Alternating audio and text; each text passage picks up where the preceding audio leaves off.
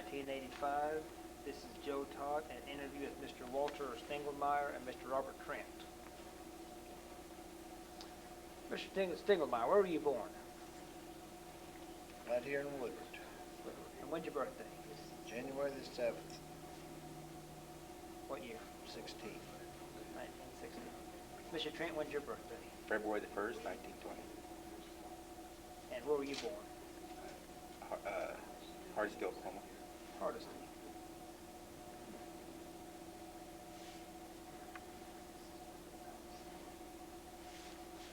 Sir, who are your parents? George and Anna Stenglemeir. And what was your mother's maiden name? Wilson. Wilson. They came from northeastern part of Kansas, up around Marysville. How come they came to Oklahoma? Well, they came down here and homesteaded, you know, and I think it was just more or less looking for new opportunities.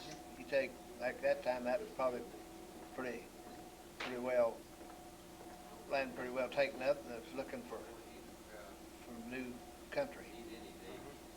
When did they come down here? I couldn't tell you exactly, but they homesteaded southwest Woodward, 13 miles southwest of Woodward. So they had been here for homestead, or about the time of homesteading time. Sir, what about your parents? They came from Tennessee.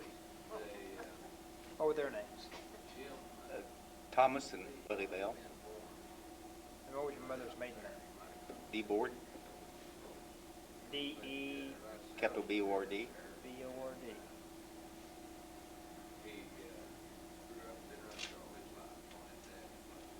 When did they come to Oklahoma, do you know? Not really. My grandparents came first, and then they came out a little later. Were either one of your grandfathers in the Civil War? Not that I know, not that I know of. You know, my parents came down here, and none of the other family came down, and I never did have very close contact with them, you know, by not being around. And that's What about you, sir? Not that I can remember. Were both of your fathers farmers, ranchers? Farmer. Tell me, as small boys, what chores you did on the ranch, on the farm. milk cows, carry wood, all the odd things that nobody else wanted to do. Well, we truck farmed for about 5, 10 years, I guess, somewhere along there. And I was just a little old kid. We raised sweet potatoes and watermelons and cantaloupes and cucumbers, about any kind of garden stuff, you know. Thank you. Hope I didn't break your camera.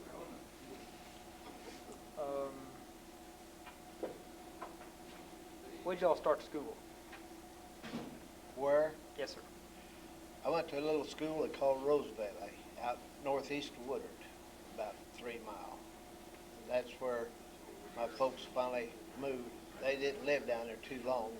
In 10, they moved out here, but right across the road. Well, you're not familiar with this country anyway, but it's on the Bowling Spring Road out there. Okay. That's where I was born and raised out here.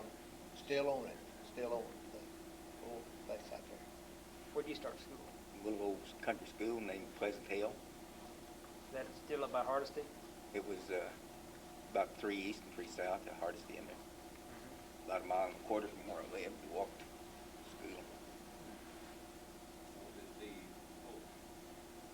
Were you all out here for the dust storms? I was in Texas Panhandle. What part of the Panhandle? Well, out around Hardesty. Hardesty? Remember Black Sunday? Yes. Tell me about Black Sunday. About Well, the dust storm. I happened to be in town that evening. I was just a young boy at that time, just starting to run around.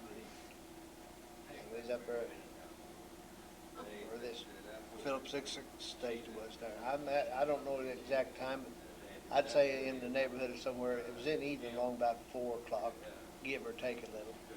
And all at once that it just got dark.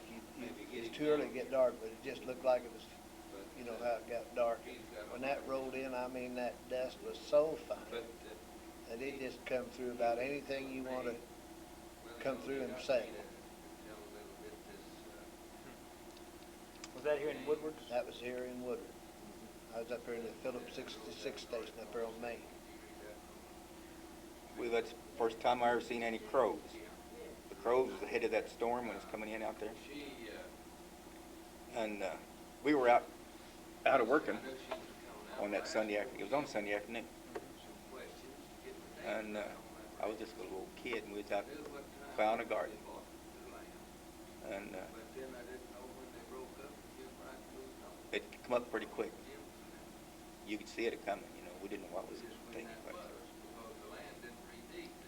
And we lived in a house.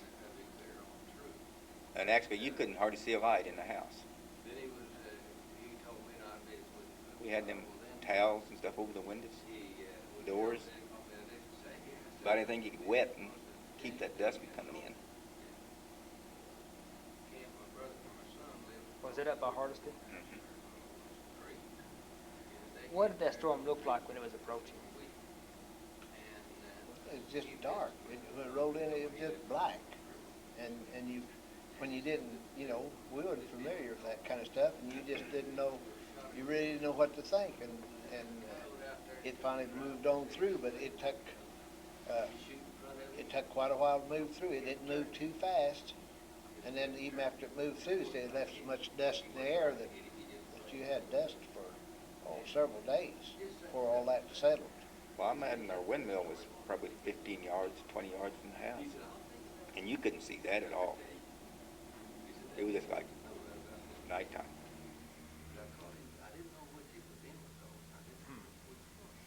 What caused those dust storms? Well, I don't really know what, but it is I'll tell you what, the dry weather, when it gets dry, your ground, the harder the ground, the more powdered it is. Now, this sand, like we have in this country, it blows, but it stays down on the ground. But that powdered stuff, it powders and it gets in the air, and the wind just carries it. It comes off your hard ground. I think a lot of it comes out there in Texas because they broke up years ago. A lot of people here went down there and bought that land and broke it all up, and they hit them dry years, and it sure did powder up. There wasn't no vegetation, you see. You couldn't tell a pasture from a field. And you couldn't, the fence was all covered up. You couldn't tell where a fence row was. You know, I mean, well, just from where the dirt was piled up, you could kind of tell that way, you know.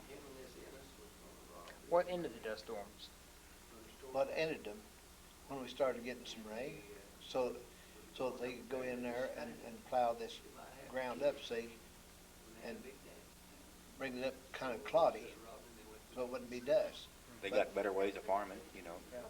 But we had, first thing we had to do was get moisture so that they could do something.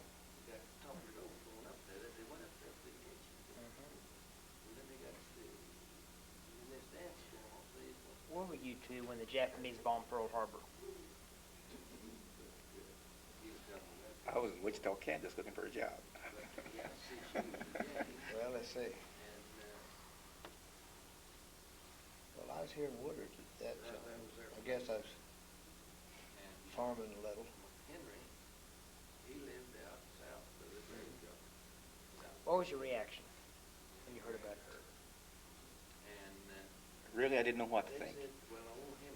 You know, you take like us way out here like we are, and everybody, you know, in this particular part of the country, back then, you never paid a lot of attention. Everybody kind of tended their own business, and they never thought real big or nothing like that. They're just a bunch of good old, honest, hard-working people, and you really didn't take a lot of stuff serious, like in later years where we got TV and you hear the news and everything going on. Way back then, you know, you never give a lot of that stuff too much thought.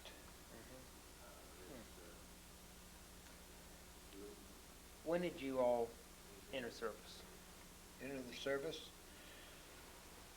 Not until it was in April. April, Uh, 44, 43, 44. 44. Went in 44 and got in 46.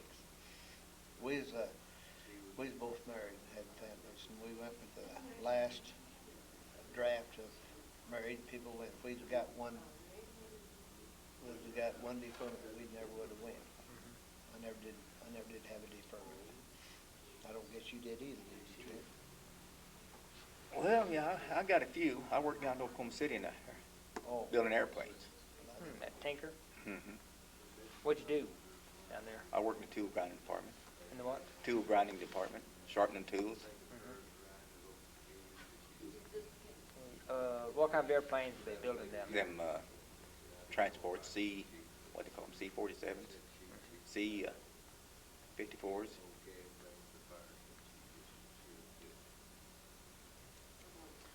Where do you take basic training? Camp Joseph T. Robinson, Arkansas. You both go there? we was together all the way through. Tell me about basic training. Well, I thought it was the pits. What was your average day in basic? Well, I'll never forget the first morning we started out for basic. Got up that morning, they blew the whistle and everything. We got up that morning and we went and eat breakfast, and it was pouring down rain. And I remember this old kid saying to me, he said, "Trent," they surely won't take us out this morning, will they? I said, "You just wait a little while." Did We they? was all dressed up in them leggings and everything, you know. About 15 late, that whistle blew. We fell out, and we was out there in that rain all day long, you know. Them old leggings shrunk up on my legs, you know. Rubbed them sores around the top of my legs. I thought, boy, I never could stand to put them things back on again. But it wasn't all that bad, really. What kind of classes did you have, or what kind of training? Oh, I went to Cooks and Baker School. We went to specialized camp. They had the regular Army camp. Being I was a farmer and cowboy all my life, they put me in scouts and reconnaissance, and he went in the Cooks. But we went out and qualified on the rifle range, you know, and Everything we like that. done map reading. Did you have the Springfield .3? That you trained with? I had the M1. They had the M1. Yeah, Okay. when I went in. Yeah. How long did basic last? 17 weeks. 17 weeks. What time was reveille? Let's see. I believe they got us up 5:30 every morning. Fell out around 6:30, didn't we? Yeah, Somewhere around like that. And how long was your day? Well, we usually got in about 5:30 during training hours. It wouldn't. We got in good time unless you was out on a march or on out rough. You know, once in a while we got bivouac and something like that. You know, but no, as far as hours, I put in a lot longer hours on the farm than I did in there. we usually had inspection Saturday morning. We got off at noon on Saturday, unless you was on KP or. What kind of inspection? What did that consist of? Well, of your clothing, and your appearance, and Foot lockers, about everything you had. bed made up right. When you got Saturday afternoon off, what'd you do? Usually cleaned up our equipment. That, or if there's something going on in town you thought you liked, well, if you get past town, well, you'd go to town, or maybe go over to PX and picture show. They always had shows on bases, you know, Now, was that near Little Rock? right north of Little Rock, north of Little Rock. You know, there's the south and north of Little Rock, and this is right on out. I don't know, it wasn't over about 4 or 5 miles out there, was it? Wasn't it No, about, it wasn't about 4 miles, I think. I think it was 4 or 5 miles all that was out, camp was out See, that was an old permanent camp. That'd been there for years. And then they built what they called a new camp, and that was a regular rifle companies over there. After basic, where'd you go? Fort Meade, Maryland. What'd To y'all ship, do? we went up Replacement. to ship out, and we was lucky and didn't have to go. There was a few of us didn't have to go. They shipped me to California. We You both go to California? Yeah, we were together all the way. took amphibious Training. infantry training, you know, just practice these beach landings and out off the water. You go by train to California? Yes. What was it like on a troop train crossing the country? It's kind of a long, tiresome deal. I think we were 8 days, wasn't we? I don't Seemed like remember. that going out there. I'll tell you, we probably spent more time on water than a lot of sailors. We went to Europe and back, and then when we came back from Europe, we could either stay over there as Army of Occupation or come back and get 30 days delay en route at home. So we had never had a chance, you know, to be home. So we came back and got to 30 days, and then we went back together in Fort Bragg, North Carolina, is where the unit went back together. And we got on the ship out to Seattle, Washington, and we hadn't made it to Hawaiian Islands yet when we heard the war was over down in Japan. So, though they were supposed to let all the high point guys off, but they didn't do it. Old Colonel, he kind of wanted to make a big name. So we went to Hawaiian Islands. We made, probably got off twice to Hawaiian Islands, toured that around there. Went on down to Saipan and Iwo Jima. We got down to Iwo Jima, them old boys down there, they're so tickled to see somebody. Some of them been there God knows how long. And they was so tickled to see us, they loaded us up in them trucks and took us up on top of that big old mountain and showed us all them dog graveyards and the graveyard. It was something to see. And we clear down below the equator, pretty near the Philippine Islands. They didn't know what to do with it. They didn't need us. They had more guys than then, you know, and people at higher point. We was on there 37 days, I believe it was. 38 days going over. Well, whatever it was, a day or so more. But all we done was played cards on a ship, just floating around down there. And they brought us back and dumped us off and down Japan. And so you see, it got down to them high pointers, and then we had to wait our turn to get out to come home. So all told, see, we probably got over 100 days on water, and there's a lot of sailors never had 100, and here we was in the infantry guys. When did you go to Europe? Didn't we go there about December? 44? Well, yeah, but wasn't it about December? Yeah.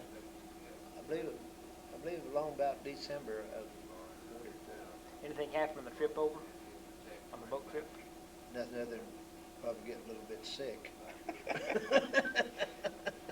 We got over in the English Channel. We didn't go to England. We went up the Channel. And I was sitting out there on the ship, and I kept watching, you know, and we was zigzagging back and forth. And I finally asked this officer, I said, what are we doing this for? He said, well, if there's any submarines, he said the submarines wouldn't have time to zero in on us. Kept taking a zigzag course, you know.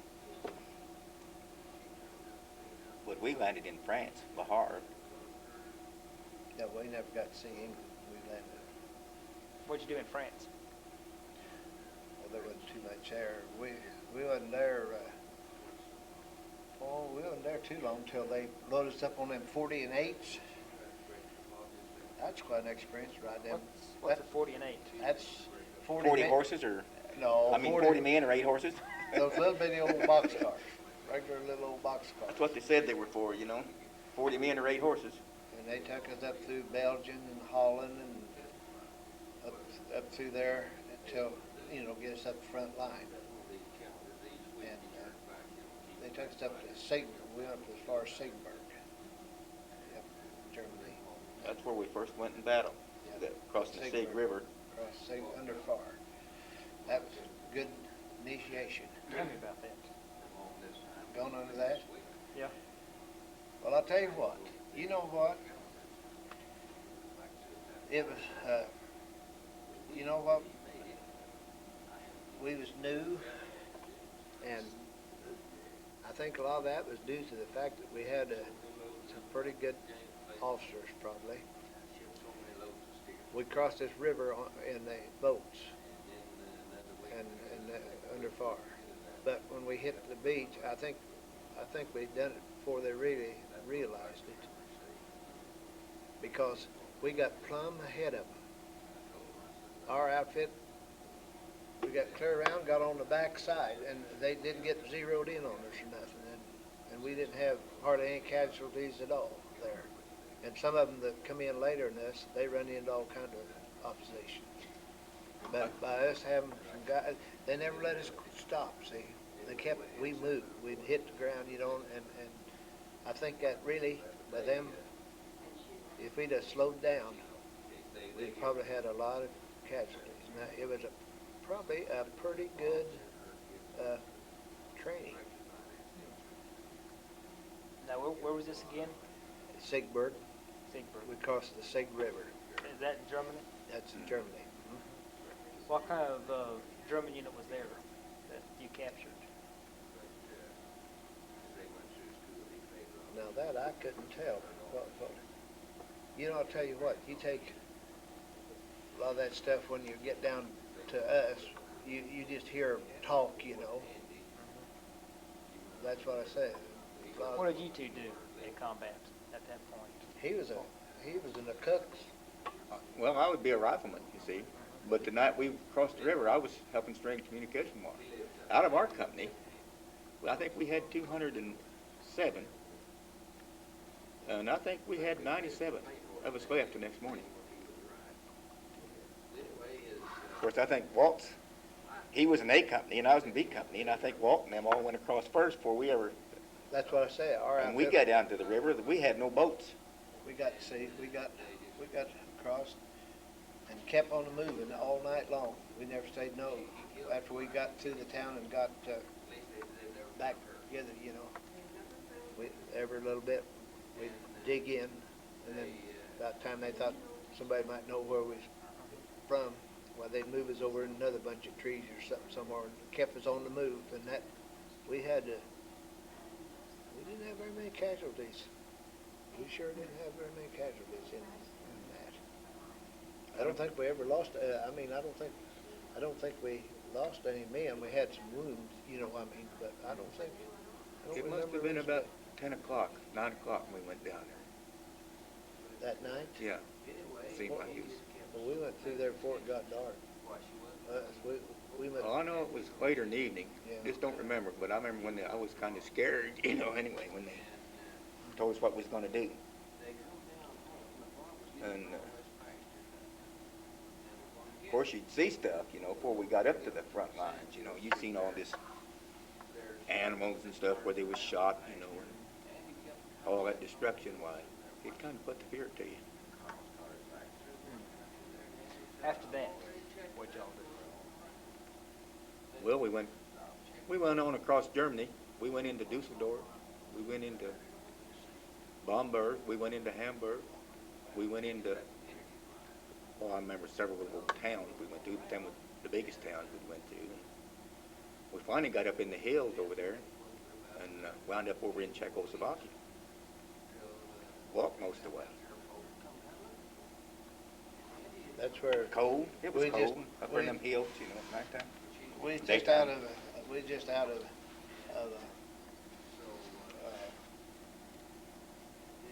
was that? I had it on the end of my tongue, forgot, up there in Czechoslovakia, that Marienbad. Yeah, At Marienbad, Marienbad. I think they call it. We just got through Marienbad and the war was over, and they moved us back into Marienbad. Joined up with the Russians. What did you think of the Russians? In them days, I think Woodward County could have whooped a whole bunch, you know, because they didn't have anything when we joined up with them. They were just about out of everything.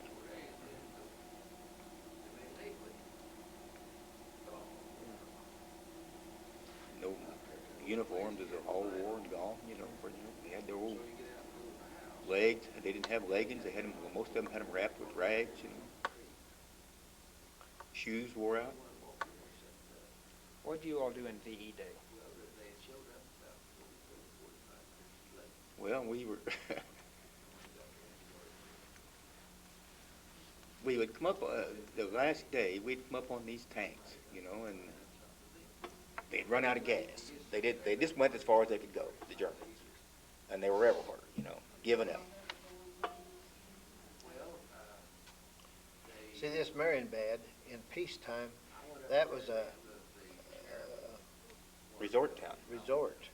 And these Germans had taken all these big hotels over, and they had been moving back their crippled people, you know, and they was using that. Well, we advanced on so fast that they couldn't move back. You know what I mean? They didn't have the facilities, and that's one thing that caught up with them. We could go faster than what they could retreat, moving their people.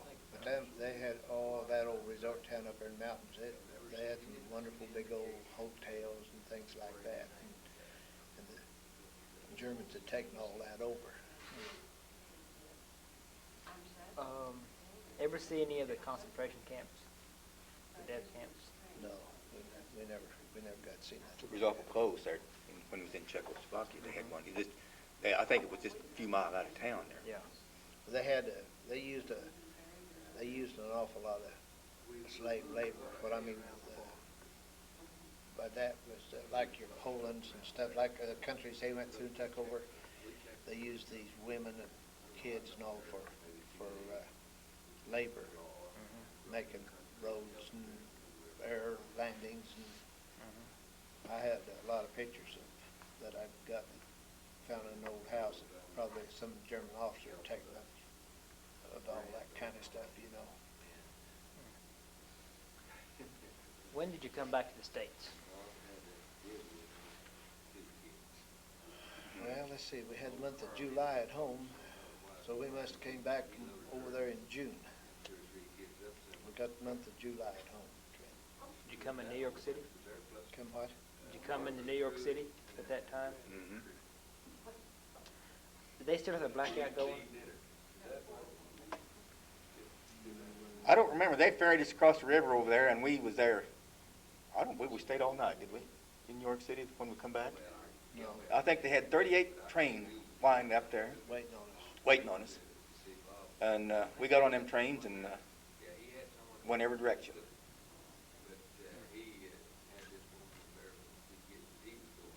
See, we got off. Where did we get off? Down Oklahoma City. We got off at Fort Smith, Arkansas, didn't we? That's right. Yeah, we went to Arkansas, and then we come from Arkansas. Yeah, that's right. That trip. We've been heading back and forth, and then across the United States about a dozen times. Every time we turn around, we go from one side clear to the other side. How come? Just Well, that's just the way she worked. We went to Arkansas, and then we went to up there to Meade, Maryland.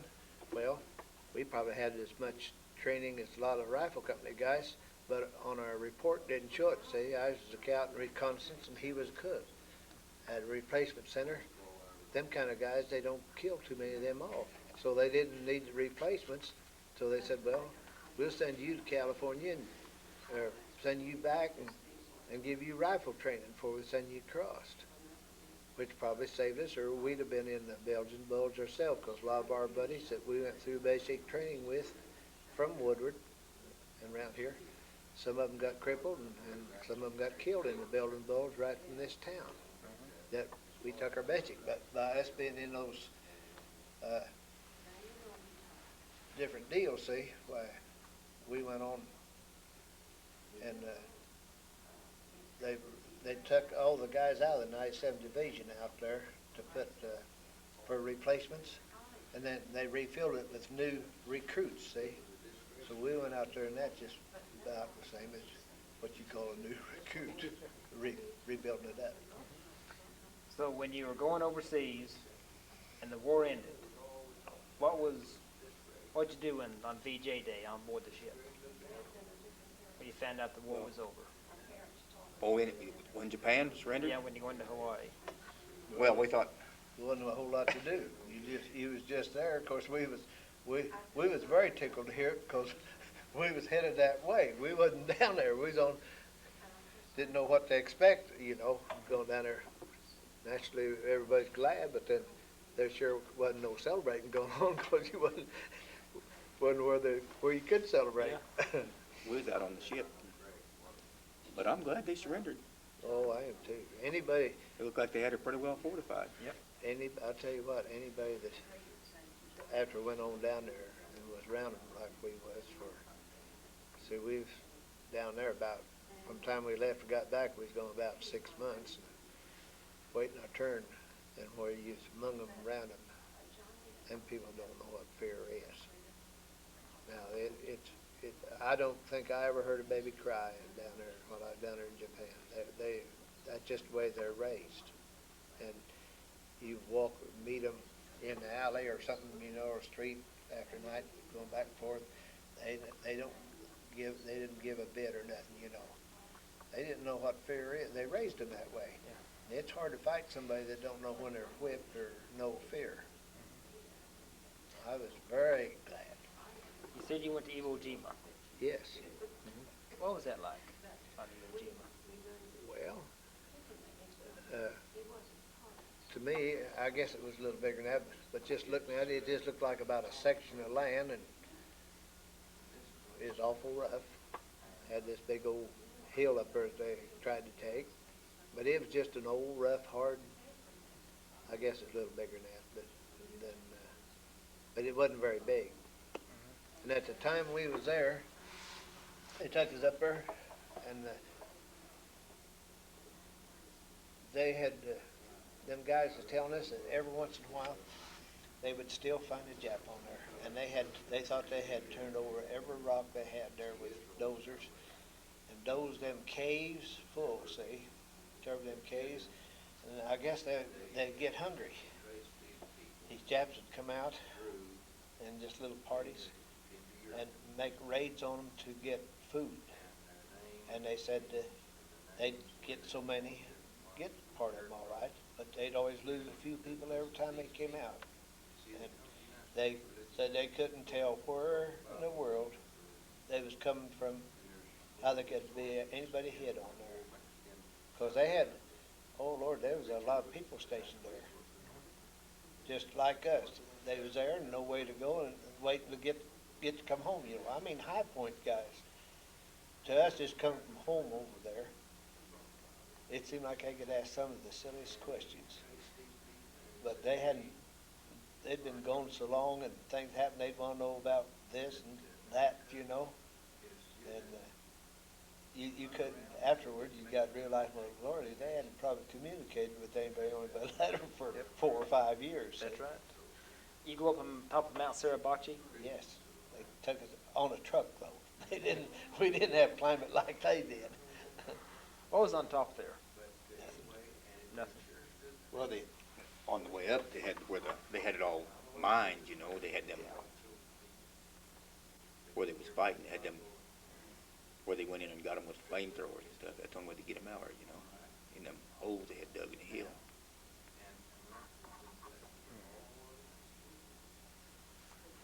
What was your reaction when you heard about the bomb, Hiroshima and Nagasaki? Couldn't imagine what it was, really, In fact, never dreamed of such thing, I'll tell you something serious. Some of them towns down there in Japan, Because I've seen where they use them fire bombs, where they destroy, my golly, I don't, some of them places, how many acres would you say that they destroy some Well, of I've them? seen where they dropped the one bomb there at Nagasaki, you see. Did you go there? Yeah. What did Nagasaki look like? Oh, it just looked like it just burned everything, destroyed everything. It did. It did just about. It did destroy everything. There was very little left standing. But we could only get about so close when I was there, you see. They had it all roped off and everything. They wouldn't let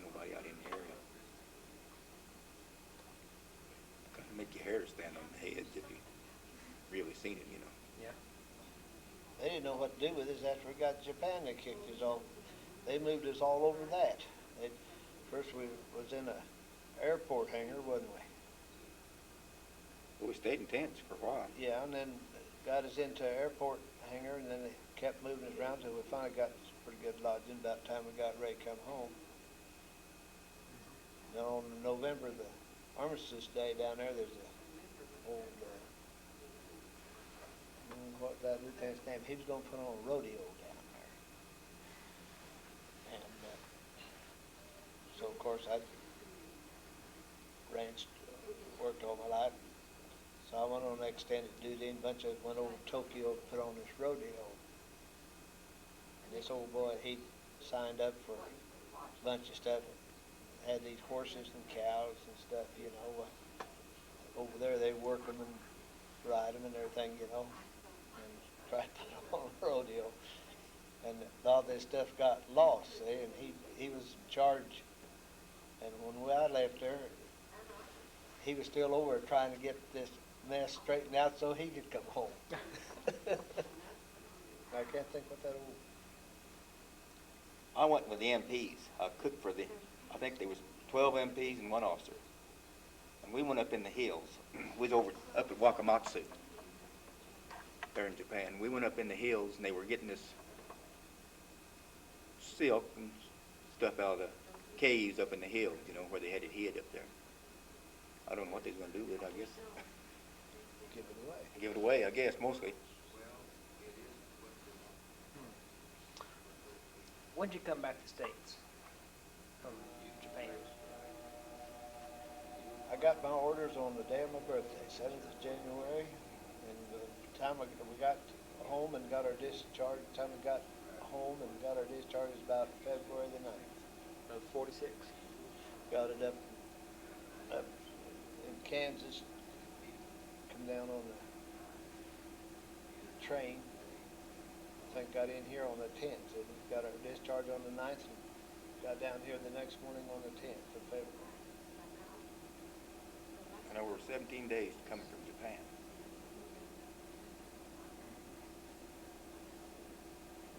We got on that old ship. It was raining when we got on. It was storming. And we was out there a day or two. And we were going to Seattle, Washington. To where they was taking us.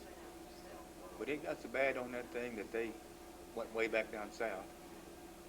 Around, and we come in at San Pedro, California. They couldn't make her. They couldn't control that tub we was on.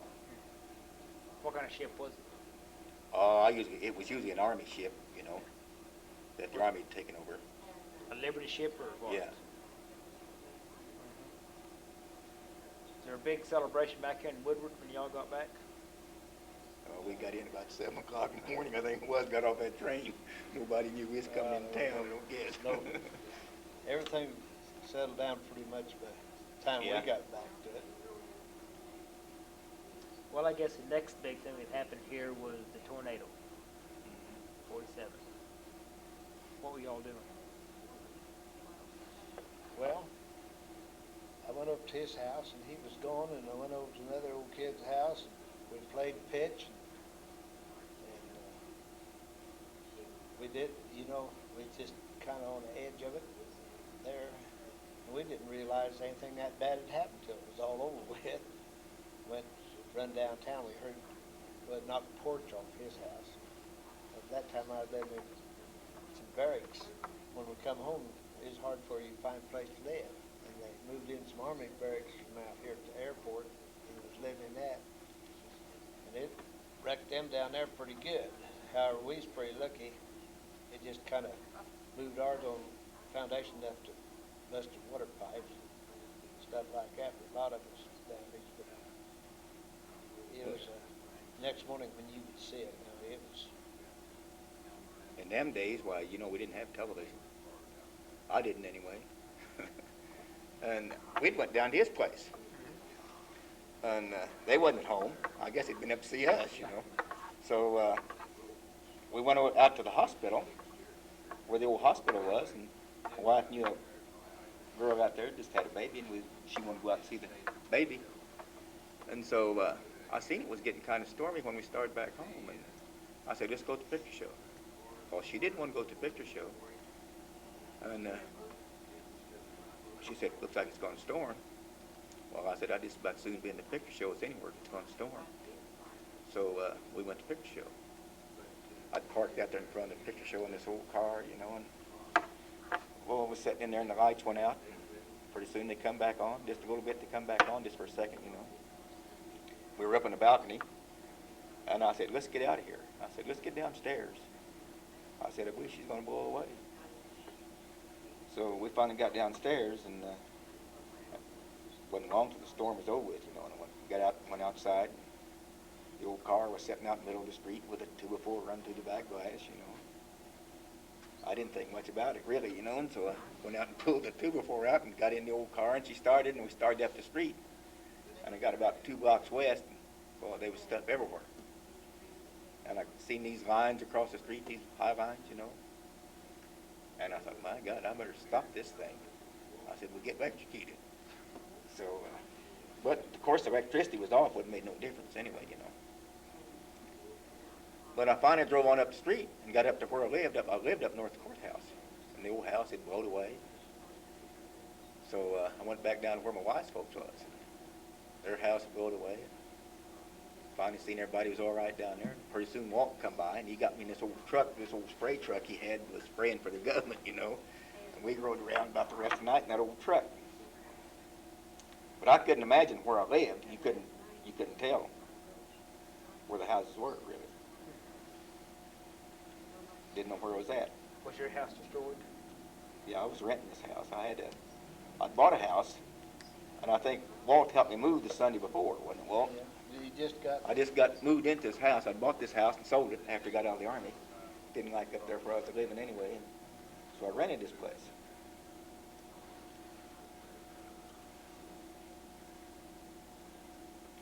How many were killed in that tornado?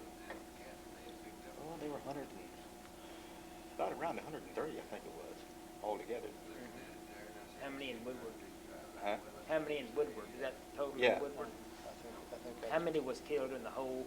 It started at what, Glacier, Texas? Yeah, I don't just remember how many was killed out across that way. I don't know where there wasn't too many casualties out that way, I don't think.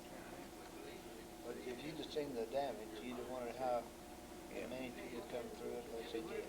You know, a guy that's never seen nothing like that, you can't imagine it. I got a scrapbook about that high, taking that stuff. You do? Yeah, the pictures they had in the paper.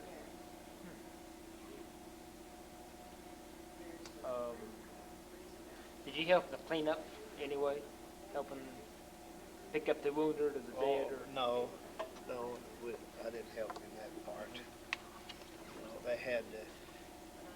they had help from everywhere came in, you know, that they brought stuff, you know. Every town would bring in a crew, and I'll tell you, Woodward was very lucky. They had people volunteered, came in. There's a lot of Mennonites up in Kansas and around. And now them people are workers. They even came back and helped them put their houses back. And I'll tell you, Woodward, I'll be very thankful to think that they had as much volunteer help. They sure never fell short that I could tell on help for a deal like that. Sure cleaned up the city. Yeah. They had, what, mainly the north side or the west side? north and west. It come in from the southwest and just kind of cut across. And it didn't go. There wasn't too much east of the middle part of the town as you got north. It wasn't too much east of that. But the whole north and west part of it, down the southeast part down here, nothing ever touched it.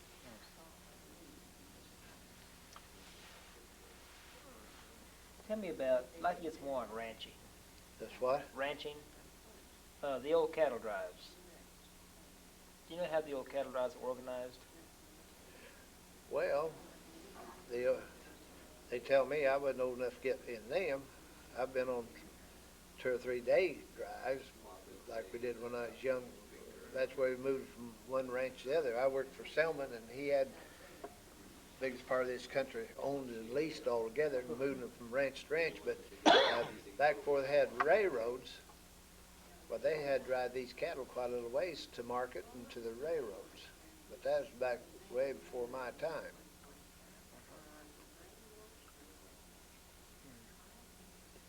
Well, what else?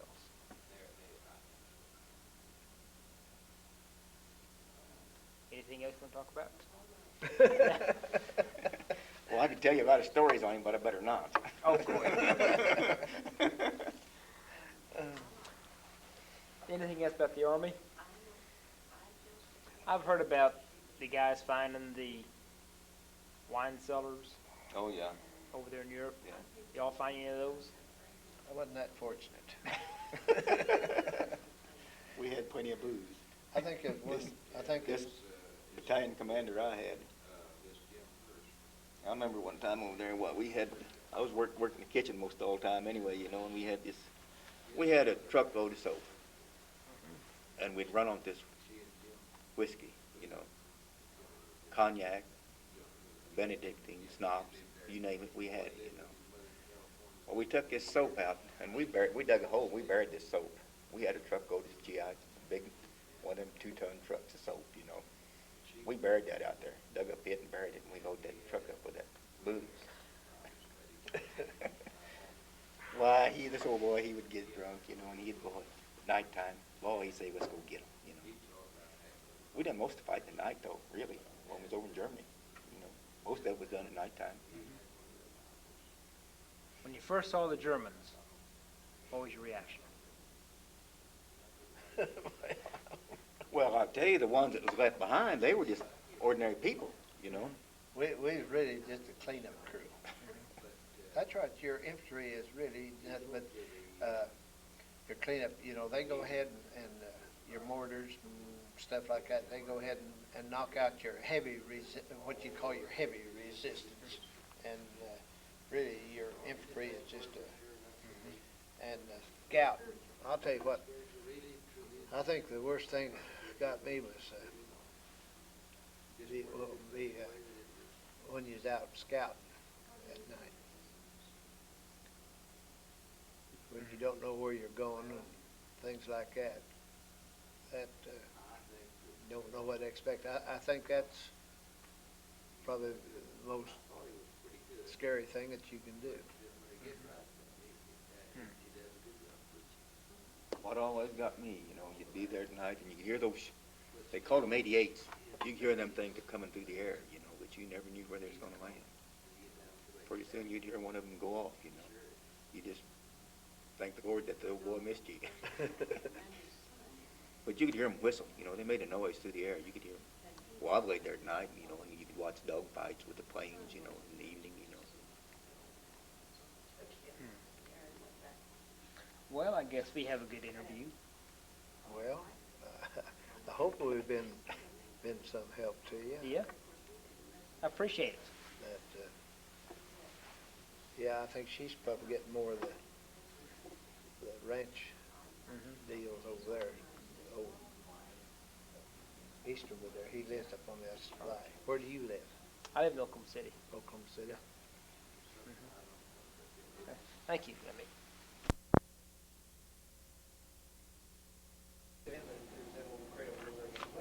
Okay. Mr. Trent, Yeah. when did you join the CCC program?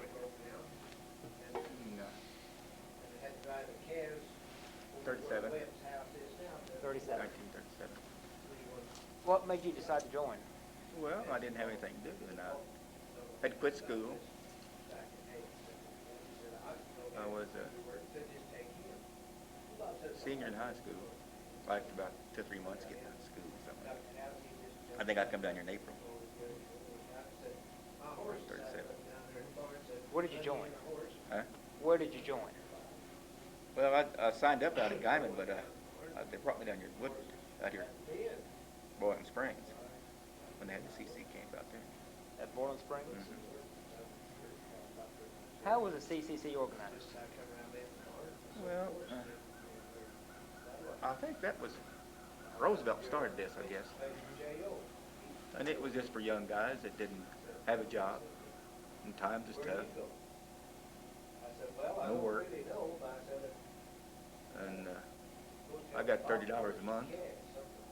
I finally worked up to 36. 45 was the most you could make a month. But it was really, you got, I think the Army paid, what, 22 or something like that, you know.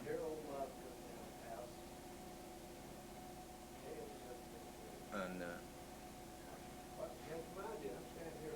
I was out here about, well, I think about 18 months. What were your main duties in the CCC program? I was a cook. I worked in the kitchen. You did. Made pastry. That was pastry cook. You know, pies and cakes. What did the camp look like where you lived? What? Oh, let's see. We had, I don't remember just how many was out there at the time. I think around 200, 250 boys. Did you? I had about 4 officers. Now, were they regular Army officers? Well, I think they were to start off with. You know, they were regular Army officers at one time. And did you live in barracks? How big was the barracks? Oh, I think there was about 32 barracks, something like that, 30 or 40. What time did you get up in the morning? Well, I kind of had my own hours because That's right, you were a cook. most of the time, I'd say 99% of the time I was out there. I went to work in the kitchen. I didn't like that field work. Was it? Were you volunteer to be a cook or what? Yeah, really. And I just got in with the kitchen, you know. Liked to work. They had an old World War I veteran. I went to make pies and cakes for him, you know. Didn't take very long. What was his name? One guy's name was Steele, and the other guy's name was Rush. I remember their last names, so. Who were the officers in charge of the camp? We had the officer, the main officer when I was out there, his name was Todd, Captain Todd, I think it was. What did you do at Bowling Springs? Well, we built the community building down there. We built the bathhouse. Built all the buildings around there. Cleaned up made the roads. Put in a lot of the rock, you know. Where'd you quarry the rock? They got most of it up, they call it Nigger Hill, out north of Moreland. Some of it they got over, a little of it, I think over east of Moreland, here between Moreland and Woodward. Is it sandstone? Well, I guess that's what you'd call it, really. You see all that rock around the park and stuff out there. Is that a state park now?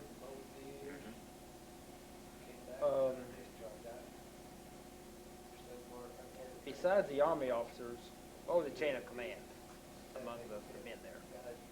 Well, yeah, we had the Army officers, and then they had civilians that would run where they worked on the trucks, out the garage, and they had a blacksmith, guy had done blacksmith, and guys that worked on the equipment, you know, trucks and all those stuff we had. We done most of it with shovel, pick and shovel. We had a nursery down south of where the springs is there. They raised trees and mosquitoes. That's the reason why I went down there and worked one day, and I said, this is enough of this for me. The mosquitoes bigger than I was. Describe how the springs looked before you began. Well, they've redone that several times, you know. And that's where we got our water supply from there. We had a water pump. We pumped the water up on the hill, up in a water tower, how we got our water. From those springs? Mm-hmm. Well, those springs bubbles up out of the ground. And that's where you got them right there, got your water. Was there very much lime and minerals in the water? No, not really. It's really soft water. Good drinking water.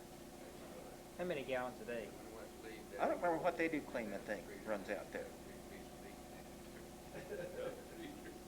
Now, is that where a river begins or a creek begins or what? Well, it's north of the river, the springs. It flows in the river? Yeah. What, the Canadian? Are there any more springs in that territory besides that one that's, Well, there used to be quite a few springs. Till the city got, they pumped the water out north of town, and they got the water table down pretty low out there. But it never has phased that out there at Boiling Springs. Of course, that's further east than where the wells are. You see. But they've got it all domed up around there now. The spring. Have you been out? Have you seen it? Got a glass enclosed.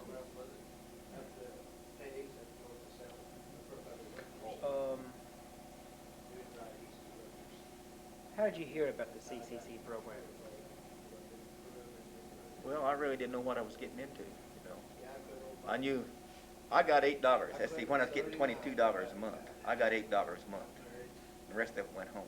The $22, I sent $22 home to my mother. And I lived on the $8. Of course, I didn't need anything anyway. They furnished her clothes. And Did you have a uniform to wear? yeah, they furnished uniforms Where did you go sign up? out of Guyman, Texas County. At the Why did courthouse it? or where? Yeah, at the courthouse. At the courthouse. So everyone that signed up in this area went to Bowling Springs, or No, they had different camps. they did? Yeah. Could you choose a camp you wanted? Not or they really. just sent you? Not really. They just sent you where they wanted you to go. Did you spend your whole 18 months out here at Bowling Springs? How long was your tour of duty with the CCC? You can sign up for every 6 months. Every 6 months. Was there a time limit that? Not really, I don't think. Well, I think you had to be a certain age. I think I was 17 when I went in. I think you had to be 17 to get in. What year did you join? 37. 37. Was that a good program? Well, it was for me. I don't regret it. It kept a lot of young boys out of trouble. Are you a member of this state association? No. There's a state association, and Tony Lackey is the state president. Yeah. I'm even a member of it. You are. I'm an associate member. Well, anything I haven't covered about CCC? Well, not really, I don't guess. I enjoyed my time out there. I got 3 good square meals today. I think I weighed 178 pounds when I got out there. Now I weigh about 130, 32. Fed me good. I had anything I wanted to eat. Well, thank you. You bet.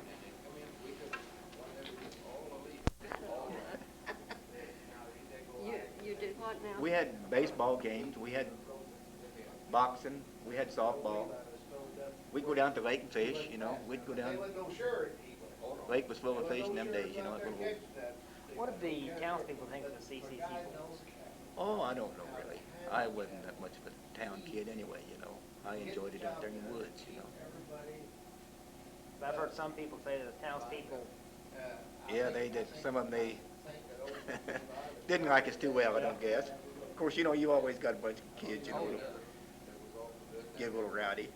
Yeah, Ed was pretty good, of course. Well, now, there's a farm just north of the Boiling Springs, and I don't know where it's at.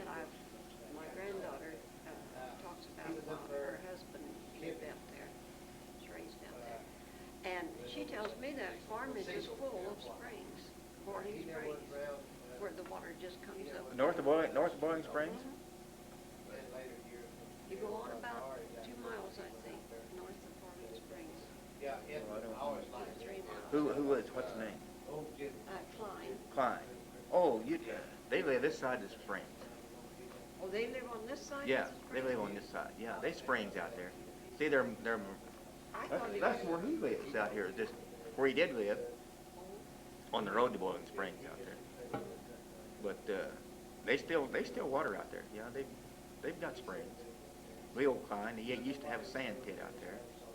and the boys took over now, and they're up on the north side of the road now. They get sand out of there. Well, it's the Kleins that makes these signs. Oh, yeah, yeah. Is the That's his ones I'm dad. thinking. His dad still lives out there. Yes. Yeah. Well, Leo. my He's the one. Leo gathered the garbage from the CCCs when I was out there. Oh, he This kid's dad had an old Model A pickup. And he used to always kid me about finding the silverware and plates and stuff in the garbage. You know, he used to come out and collect it every day. I said somebody probably just didn't want to wash that dirty pot or something. They'd throw it in the garbage can, you know. But he'd usually bring his stuff back, you know. Well, I didn't know, but just the way she talked, I thought they lived north of the springs, but they lived south. They live this side of the springs. But then there would be boarding springs His, and land all the way to the river. His dad's land joins where they built the golf course out there, right beside it. In fact, they got over on him when they built the golf course, and they had to buy some land off of it. I think 20 acres or something like that. He sold them some land. They didn't have the line right through there or something. They got the golf course over on Mr. Klein, you see, Yeah. and he had to sell them some land.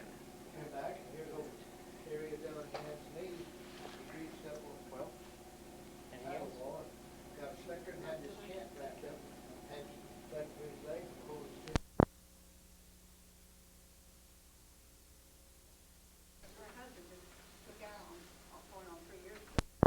This is March 12th, 1985. I'm Joe Todd. This is an interview with Mr. Glen Easterwood. Sir, where were you born? Born to Guyman, December 29 and 21.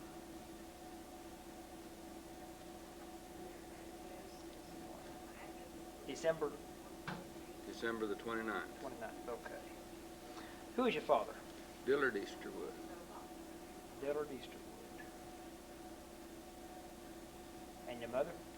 Ruth Deacon. D-E-A-C-O-N? D-E-A-K-I-N. K-I-N. Where are your folks from? Well, my mother come from Iowa. Her folks come out of Iowa into Guyman country. They were dairymen. And my father come from Texas into Oklahoma. What part of Texas? Well, Cameron's where they first come to. His father and his father's and his brothers come after the Civil War. They come from Mississippi into that country around Cameron. Were any of your family in the Civil War? Well, my grandfathers and his brothers and then his father. They said after the Civil War, why they, I think there was 5 or 6 of the boys, and something about what they're going to do, and the boys told their dad, said, well, we're all going to Texas. He said, well, if you just give me a few days, I'll go with you. So they loaded up and come from Mississippi into Texas and around Cameron. What was your grandfather's name? Henry Easterwood? Henry Easterwood. Did you know him? No, I didn't know him. He passed away almost before I was born, I believe. Ever hear any stories about the Civil War, or what they did in the war? No, not that far back of the Civil War. Yeah. How come your family moved to Oklahoma? Well, my grandfather, Daddy's father, run cotton gins down in Texas, down in there, and then he got, well, it wasn't TB, it was a different kind of a disease, they called it, with dust, cotton dust, and then they come on into Cccc country, moved in there. Father was just a kid, and lived there for a while, Indian country. Then Daddy's uncle, Uncle Henry, I knew him, and he was a blacksmith. That's all he ever did do. He never did marry, but he just lived with Daddy and was a blacksmith. Anyway, they all loaded up and headed across to, they was wagons loaded and going to Three Rivers, New Mexico. Well, they, two cousins of Daddy's had, when they left Texas, went on way north in the northern states. Well, then they coming back and they had it made up to meet in Hansford County, Texas.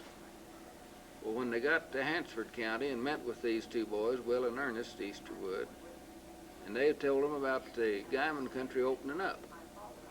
So they just changed their mind and said that's a good-looking country, and turned and went to Guyman and filed. It was about 5-6 miles north and a little west of Guyman. They filed. What year was that? I don't recall. That'd be about 4, 5 along in there sometime. Maybe it was, might have been 10, but it's in when that opened up right in there. And they filed and they got 3/4 out of one section there. And then there was Easterwood School built on the corner of that section.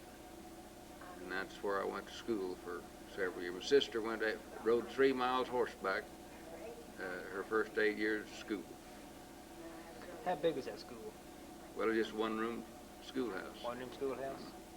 When you were going there, how many students were going there? Oh, they probably 20, somewhere in that area. And they had a coal shed and a horse barn to keep the horses in. And we, of course, my sister rode. She was the oldest, and then my brother. And then when I come in, I rode behind. And the three had her 2 horses, and then there was probably 4 to 5 horses there at the schoolhouse during the day. That kids would ride to school and then ride home.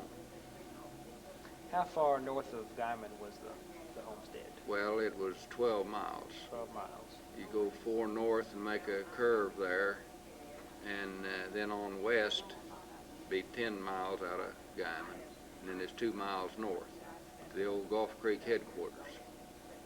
It was Gulf Creek Ranch. In the early day there, Stonebreaker, a fella from over in the Osage, had ranches in there. And he had a big ranch, about 60,000 acres, straddle beaver, from Guyman west, about close to 30 miles. And then when the farmers come in, homesteaded, they split Gulf Creek off. They farmed the ridge. Yep. And Daddy got the job then as foreman on Gulf Creek. And foreman did. And then he had another ranch up at Point Rocks, Kansas. And they had a Foster Elliott was up there, foreman. Well, he went in with his foremans, and they was to furnish the men and equipment actually against his interest. And they went partners. He furnished the money for the cattle, then paid the interest on the money, and then these fellows paid the horses and equipment, which was the horses and wagons mainly. And that farm maybe a half section or something like that. And they went partners. So then they went through the war, World War I. I remember Daddy telling that his number was up, and he didn't know what they was going to do. He was running it with a bunch of kids anyway, the ranch there, and it was, I thought 30 miles, but just 28 miles from the Guyman Road to the road south of Elkhart. And the ranch wasn't over 2.5 miles wide, just straddled that little old creek off up through there. And he, of course, formed that as all a horseback then. And he thought he was going to have to go. But at that time, he was still, well, I guess maybe he had gone in at that time with Stonebreaker. But the armistice come about just before he had to leave. And he didn't know what Mama would do out there with that, trying to run the outfit. But then they had a hard winter in 18, and the spring's blizzard broke them, and the Stonebreaker went under. Then the Interstate Bank in Kansas City had the loan on them.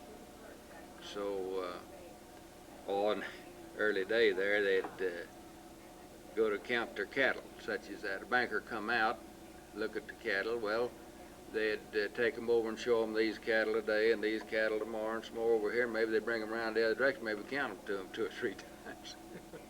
But when they come out to see Daddy, and he knew what they wanted to know when he could count to them. And he said, well, I can't start before morning. And that surprised them. And it even could start in that week or a month to really get to counting them. And Daddy said he sent 2 boys to the west camp to bring back some men and horses. And they started the next morning on the east end, and they counted over 3,000 head of cattle that one day. Till it was a little old long narrow thing, and had some extra boys, some horses, and Mama made a lunch. And when they changed horse in the middle of the morning, they hung it on the post and forgot it. Daddy wouldn't let them go back. He just kept riding. And he had a few head of his cattle, and then there's another fellow in the bank had a few cattle in there, and then their partner, him and Stonebreaker's cattle. Well, they'd throw them again a fence and count them by in little bunches. And he said he had 2 awful good hands with him, were all right. And I think it was Bud Hampton might have been, was the other boy. He was a rodeo. His son's still at Dodge City rodeo. But anyway, they'd cut them by there, and one banker on a horse with him, the other sat on the running board of the car with the books. And as they'd come by, they'd call how many of each class, each brand in the class. Now, class, what do you mean by Well, whether they was yearlings, old cows, or steers, what they were when they come by. And he told these boys, his hands, he said, now when the sun goes down, I don't want this banker to call my hand with any one time. He said, I want them right. They knew them same as Daddy knew. Yeah. And so they counted those cattle by, and then the boys would go on and have the next bunch ready. And they drove, and when the sun went down, they was right up again the Elkhart Road. And they'd counted over 3,000 head of cattle that day. And they had his list of books, and Daddy got his little book out of his pocket and said, well, let's go to Aden. And they said, no way. Said, where's the closest bed? And they asked my dad, said, where are you going now? There's bank taking them over. See, they was foreclosed. And, well, he said, I've got an offer out in New Mexico. Take the wife and kids and go out there. And they said, you're not going anywhere till you hear from us. Well, they went on to Elkhart and got a bed that night.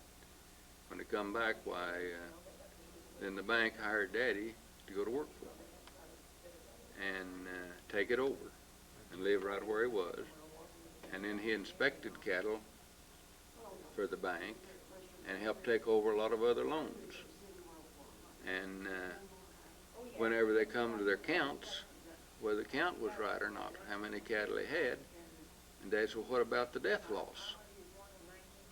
Well, Stonebreaker hadn't turned in all the death loss on the books, how many cattle he had. Well, Daddy's pocketbook that he kept, a little book he counts in, his pastures, was right. He counted out to them, and he had the death loss off, you see. Well, that showed right where he counted the cattle to them. And it made, then he worked for the bank, well, as the old Interstate Bank. And, well, he was still inspecting cattle for them when it went out, when the First National Kansas City took it over. And that was being in the early 60s. He still was their inspector. He had 2 or 3 loans in this area that he would go inspect for. But we lived right there then, and the bank took the ranch over. Well, in Oklahoma, a bank or insurance company, something like that, can't own land but so long. Well, he got him a partner and took and run it.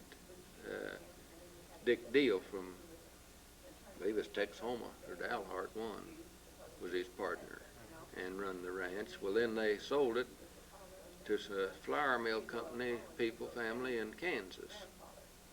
Well, then we had to leave. Well, there was a little time in there, about 31, I believe, that we had to leave the ranch. They'd come in and took over. Well, Daddy went to work Jim Wright that moved on to the syndicate when it broke up, the old Irish Syndicate. Leased it from Mr. Hovey. And then he had moved to Ralston and bought a Ben Buck place and leased, well, there's another place there just east of it. Can't call people's name right now, but he had these two places he bought, and Mr. Hovey had staked him on the cattle. Well, he went broke there in the 30s, and Mr. Hovey got Daddy to come down there and take over this loan for him. And Daddy took it over like he was his own outfit and run it. Well, after 2 years there, in 30, it'd be the spring of 34, 33, I guess it'd be. In 33, anyway, they lost half their lease. The Ben Buck place and the other part, they lost the lease on it. Well, they had 1,800 head of cows. Jim Wright had about 100 mares, but Daddy got them cut down to quite a few there. And they had to move, so they went back to the old Guyman Ranch. Then these folks that had the flour mill stuff had gone broke, so they just turned the ranch back to, they had it for a tax write-off deal, I think. Anyway, they turned it back to the bank, so Mr. Hovey was president of the bank, the Interstate Bank there in Kansas City.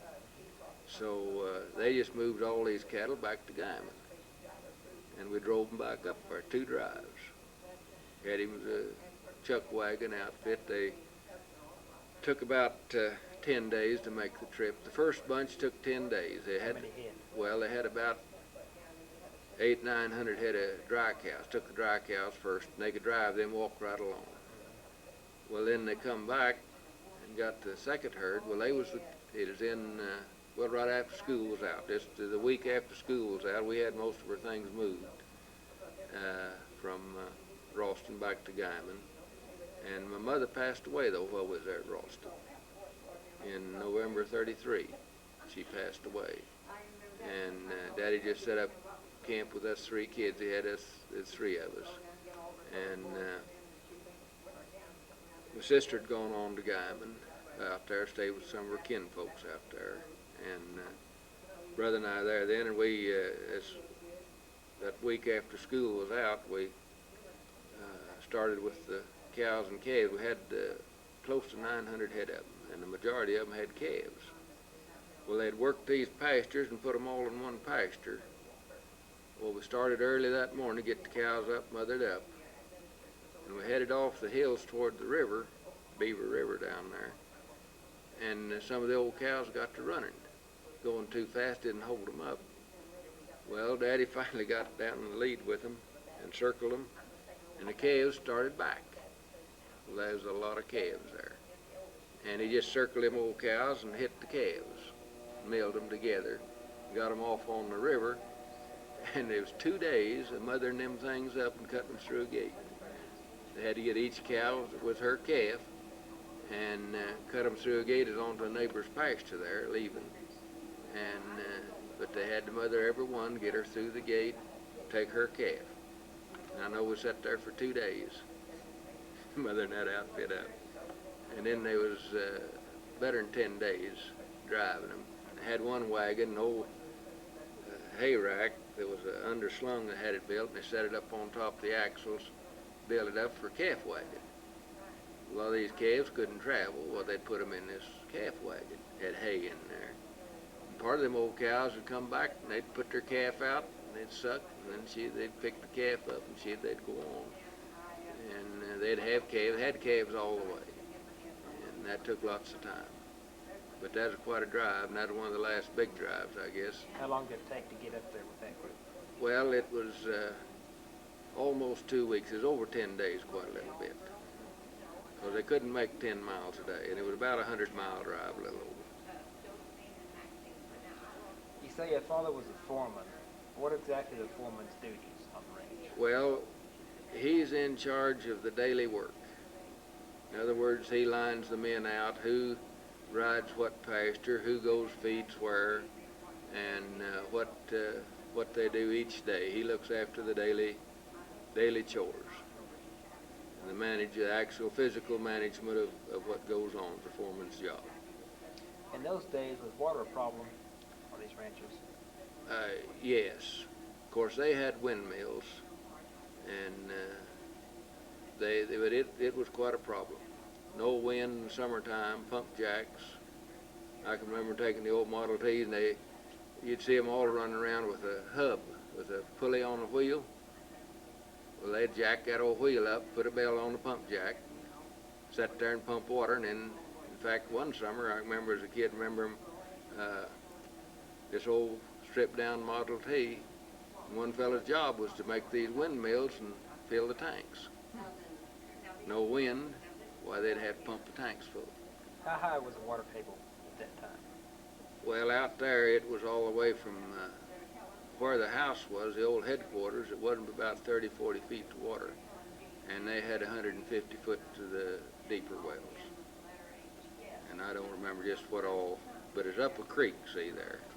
So it wasn't so awful far into the water table. You mentioned the Irish Syndicate. Who owned that? Who was in charge Well, of that? Mr. Hovey, back there in, well, I'd have to look at my paper. I set it down here, get you some dates here. In the early day back here, there was a Innis filed on this place out there in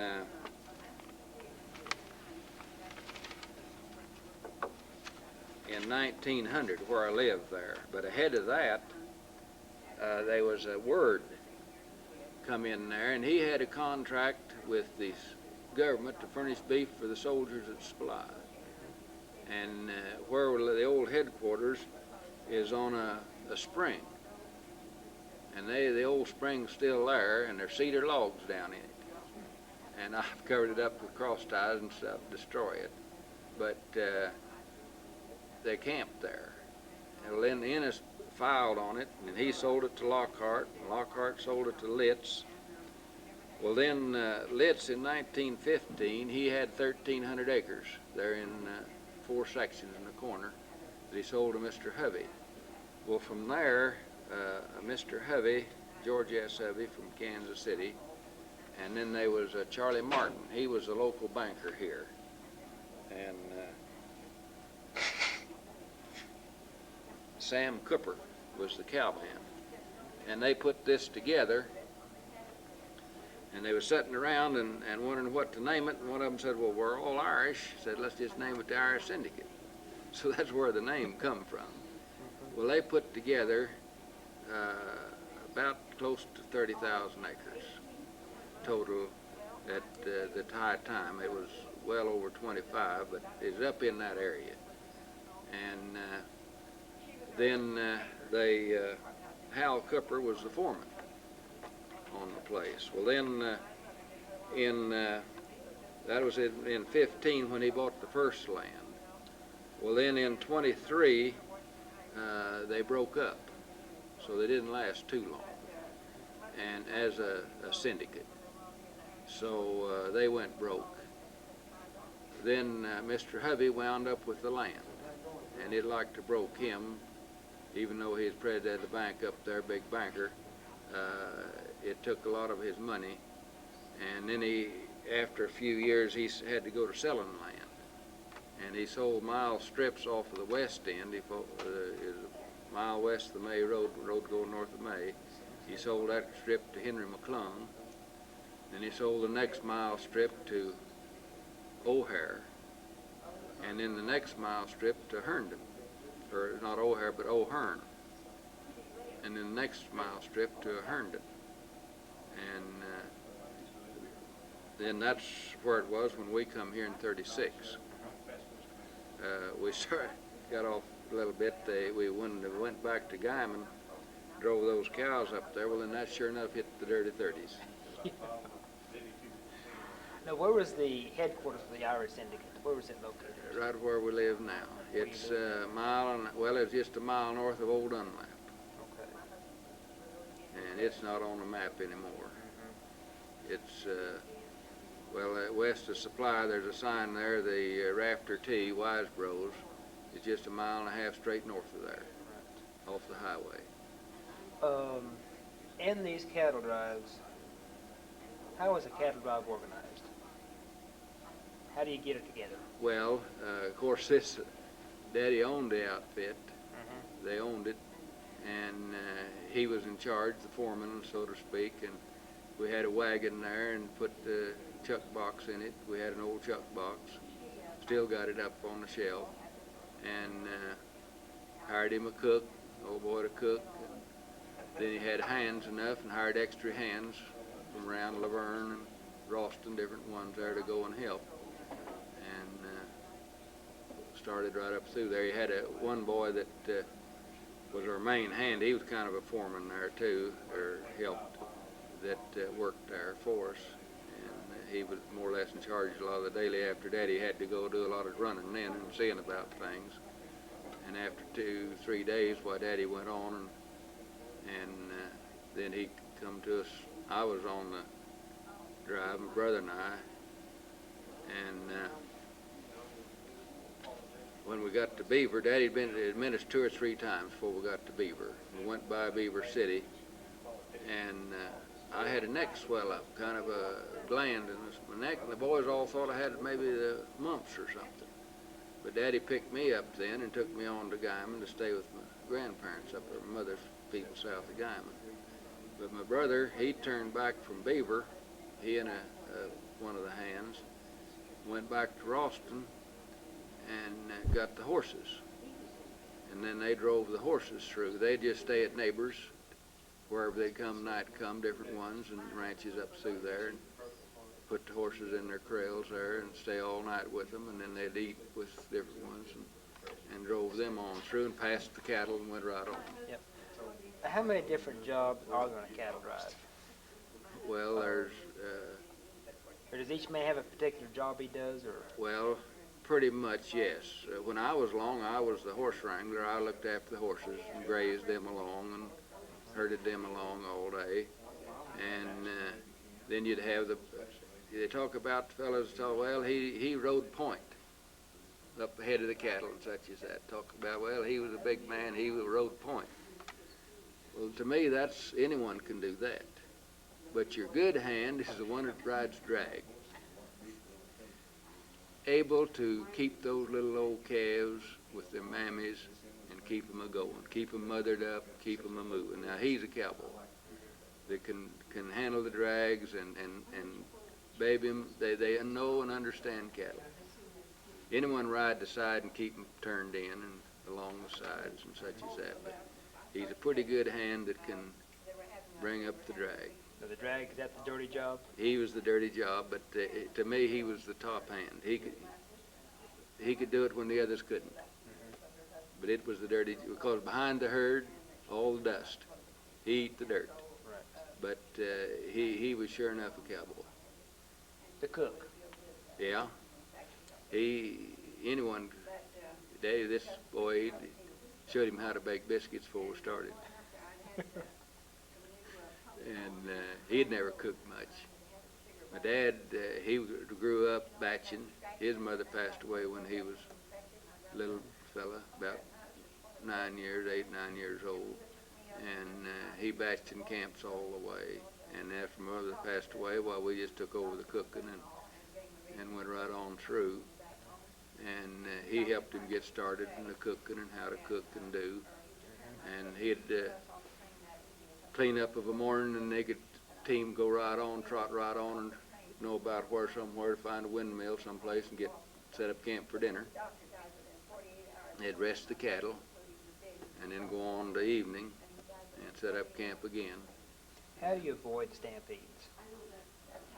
Or do you avoid them? You don't avoid them. How do you stop them? You circle them. Turn the leaders on back into themselves. Is about the only way you can handle it. And I haven't been in any too bad of stampedes, but I've had several of them, and they go to running, they run over anything. What's the major cause of a stampede? Well, most of your stampedes start at night, and the cattle will lay down tired. Well, then a loud noise of some kind scares them, and they'll just flush and run like a bunch of quail. They go every direction. You don't know where they're going. They just jump and run. And we still have stampedes, breakouts at night. You wean a bunch of calves, and about every time you'll have a stampede, they'll tear up some fence or something, spook them. And it's always the third night. The first 2 nights, they walk and bawl. Well, then the third night, they're tired. They've been off their mothers a while. They lay down in the corner. Well, then any loud noise or spook or something, they just jump and run, and they'll run, break, tear down anything in their way. And they sure enough run. Last fall, well, a year ago last fall, we had about 200 of my weaned calves in the corral. Went down the next morning, and they'd broke 3 ties off where they'd hit the fence. And but they'd all come back, kind of. They was all around. They'd over the run. But you take when you're driving cows that way, you bed them down at night then. Well, then something happened that scares one. Well, she jump and run, and they don't know why, but here they go. And the race is on. Then about all you can do is get the leaders, turn the leaders, and circle them back into themselves. And that's what they call a mill. Then they just go round and round. On the ranch, what brand of wagons did you have? Brand of wagons? Yeah. You mean way back there? Yeah, that Studebaker or what? Well, I can remember Dad talking, said that Studebaker was the best wagon made. Said they was sure made a good buggy and wagon. They were the top of the line was the Studebaker. Studebaker? I don't know whether he had or not, but that's what he said was the top of the line was the old Studebaker wagon and buggy. Did you work with the wagons much at all? Well, I just about past that time, I worked a lot with wagons. And What maintenance do you pull on the wagons? well, you got to grease the wheels. And your pin that holds the double trees is your wagon hammer, they call it. And that fits the nut, that unscrew the nut off the hub. And you unscrew it, and then you break the wheel just out a little ways, and then you can just smear a stick of grease on it. And I can remember my dad telling when they used to freight cake and everything up there that hard to get the boys to grease. Well, we greased yesterday. So he made him say, you grease them every morning. They was freighting 12 miles out of Guyman, they're making a round trip. Well, he found them, they greased down one side one day, and the next day they greased the other side. They greased every day. Yeah. But they kept them greased anyway. But that winter of 18, they freighted cake. They had all these cows, and they was feeding close to 100 sacks a day. Well, they had to freight that from Guyman out to the ranch and unload. Well, of course, it'd take several wagons. It'd take 4 wagons to haul that much. 2 wagons trailed up and 4 to 6 head to the strung out, and 2 wagons together. And then they'd have to unload that. Well, then the boys would have to come with their other wagons and haul it clear on west to the camps for them to feed. And he said along towards spring, it'd thaw in the daytime, and the water'd run down those trails like a river, and then freeze at night. And it made it awful hard on the horses' feet and the wagons to pull through that. But like I say, I rode my first years to school, and it was all wagons. And but they just started into getting trucks and old stuff when I come on down into supply then. But we still fed with our cake wagons. And then when I got home from service, we'd quit feeding with a wagon, but we put cake houses in each pasture. and then go a horseback and call into the troughs and feed the cows, rather than make the trip with a wagon. Did you go through high school? Made it through high school. What year did you graduate? 42. 1942. And From where? Fort Supply. Fort Supply. After high school, what'd you do? Well, the FBI come by and talked to the superintendent, and he wanted to know if there's any boys he'd recommend to go to work for the FBI, Washington, and he recommended me. And I took it. I knew I was going to have to leave home. So I went up there, and I was there for a year in the fingerprint department for the FBI. I worked there for a year as a fingerprint technician on criminal files. And then they wouldn't couldn't give any more deferments for us boys to work up there. And I helped break in the first girls that went on criminal files. And it was a mess. They didn't have any responsibility, didn't feel any responsibility. And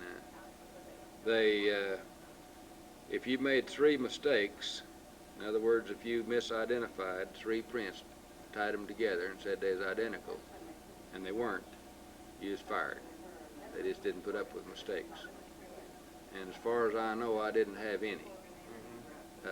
I had one, but I caught it myself. Well, it's still on the same cabinet. Yeah. I found it and turned it in myself so it didn't go against me.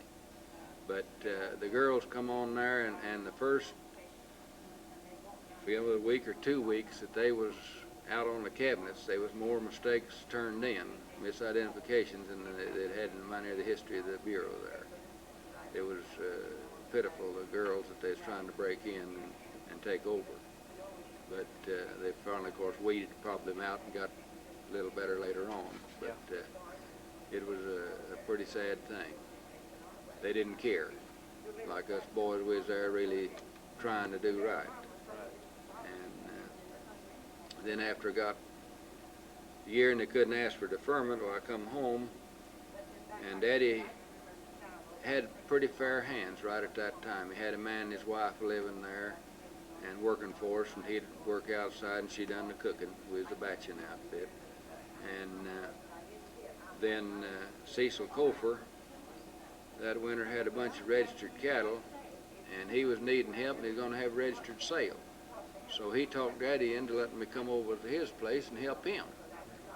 And so I went over there. I remember Daddy took me up the road there, the Kibbe Road, north of Supply, and Cecil met me on a tractor.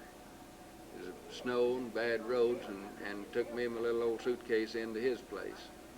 And I was there then up into the spring after he had his cattle sale in the spring, and started harvest.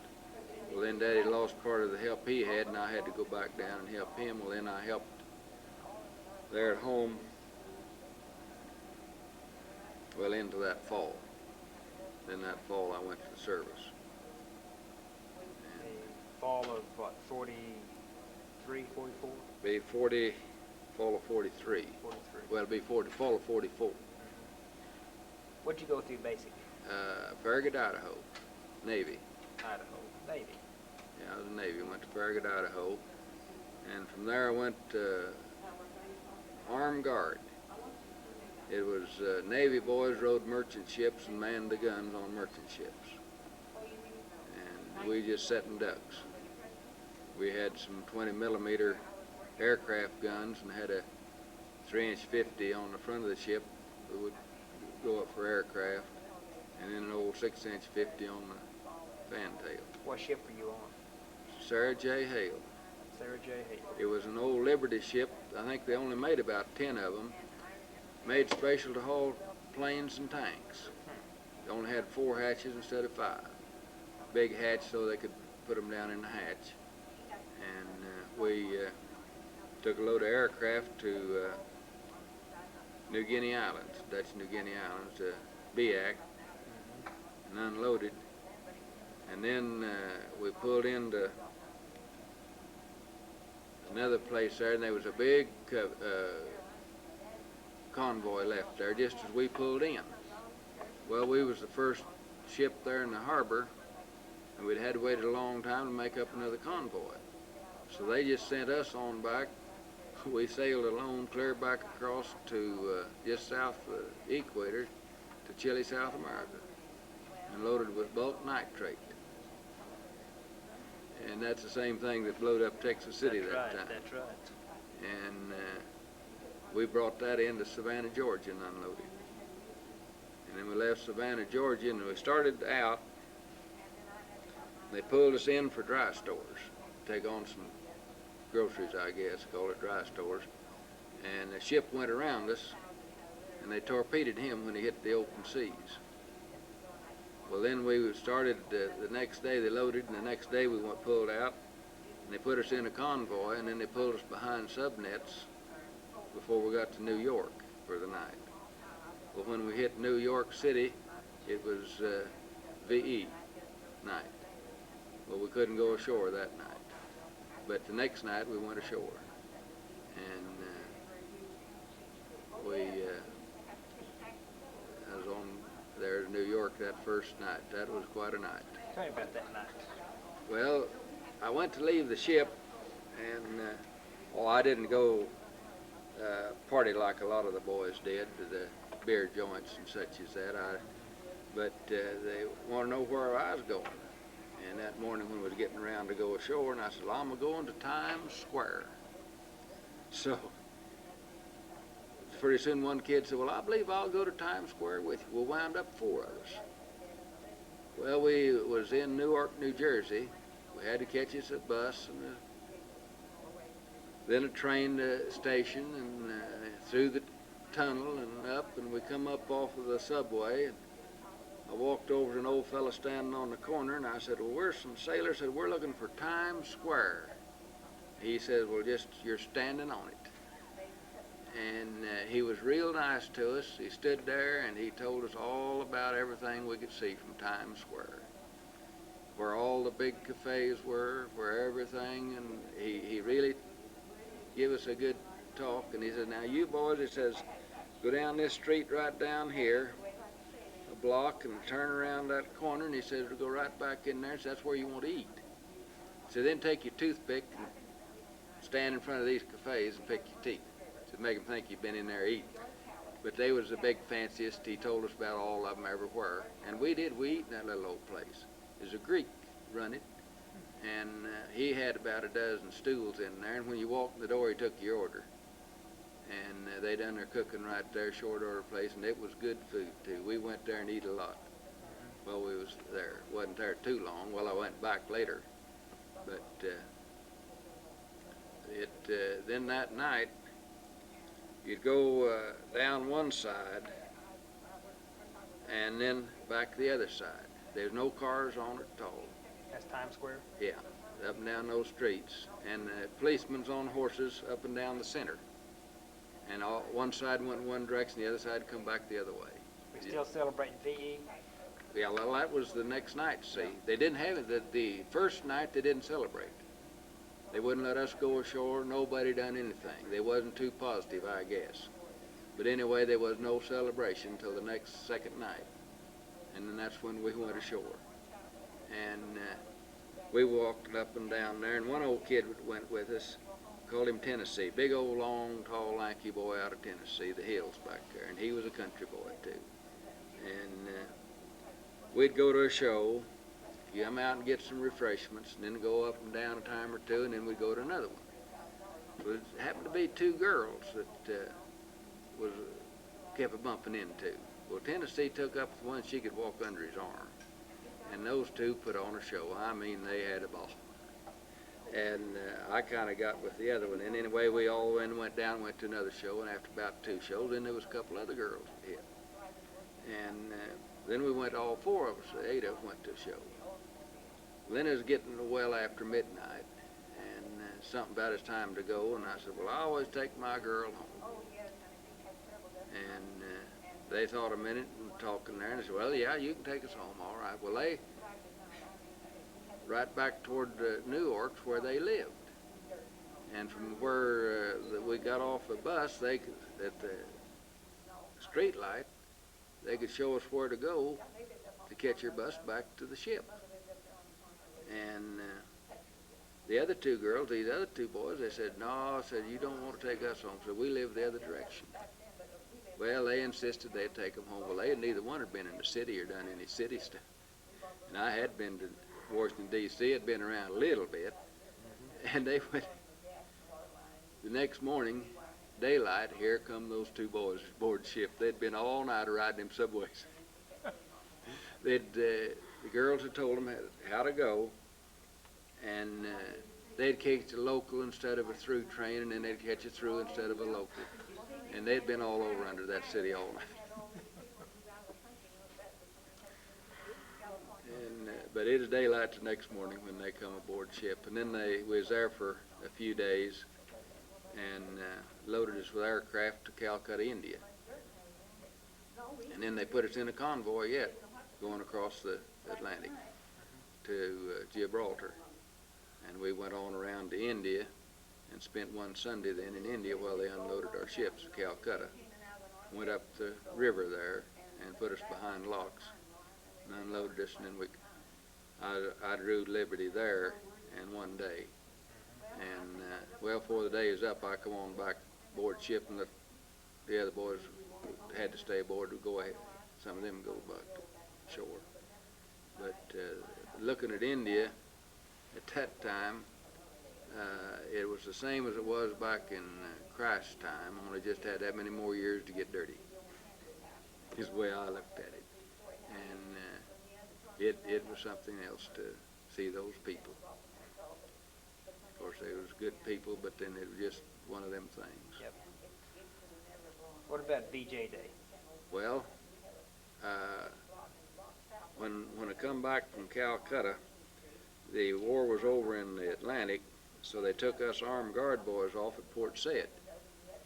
And then they'd keep us there and didn't ride the ships, only maintenance, a couple of boys maintenance in the Atlantic. Well, then when they go back toward the Pacific theater, they'd put us back on. Well, they kept taking off more than they was putting on. So we had an old resort hotel there. We got too many of us. So they sent us out to Cairo to the casual section of a camp out there for a place to hold us. And